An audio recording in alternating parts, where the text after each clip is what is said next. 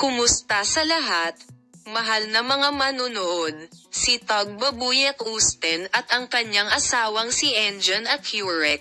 Buntis ba si Tagbabuyek Usten, na nakitang tumataba? Si Tubabuyek Usten, na nagsimulang magkaroon ng pag-iibigan kay Enjan Accurek, sa lalong madaling panahon ay natagpuan ang sarili sa mesa ng kasal.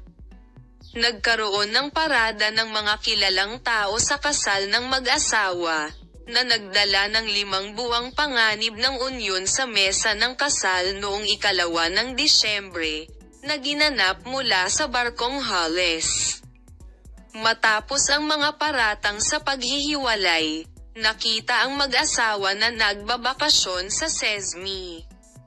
Si Demet Akalin ay gumawa ng isang mabilis na komento tungkol sa batang babae na ito na buntis kay Tubabuyek Usten, na nakitang tumaba. Si Tagbabuyek Usten ba, na nakikitang tumataba, ay buntis. Nakita si Tagbabuyek Usten na magkahawak kamay kay Enjan Accurek.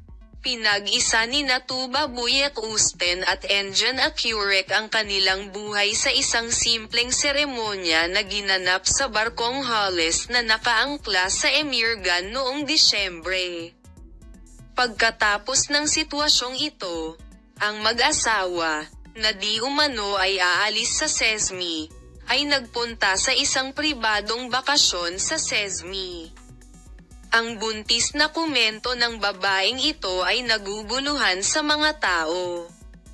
Si Tagbabuyek Usten, na lumilitaw na tumaba, ay nakatanggap ng isang mabilis na komento mula kay Demet Akalin tungkol sa babaeng ito na nagdadalang tao. Wala pang pahayag ang mga partido, ngunit wala pang pahayag ang sikat na mag-asawa sa issue.